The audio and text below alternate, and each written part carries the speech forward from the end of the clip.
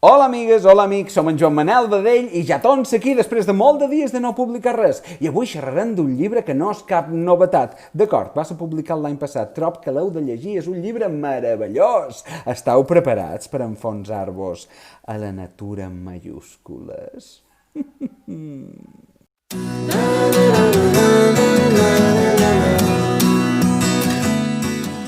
I l'autora del llibre del que xerram avui no és una altra que Irene Solà. Sí, ja ho sé, deu ser molt coneguda per molt de vosaltres. Ho sé perquè ja comença a ser molt reconeguda, tot i que només té 2 novel·les, alguns poemaris, i tots molt premiats. Per qualque cosa deu ser.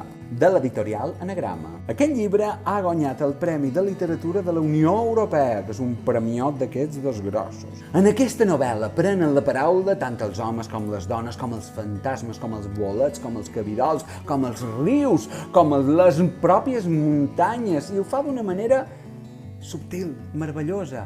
Ho fa... Realment és difícil d'explicar com ho fa, és literatura en estat pur.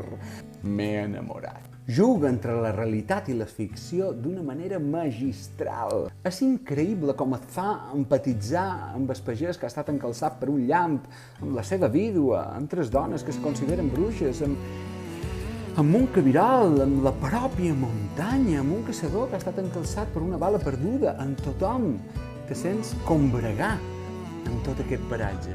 Us asseguro que per mi serà una relectura obligada. L'única crítica que faria d'aquesta novel·la seria la portada.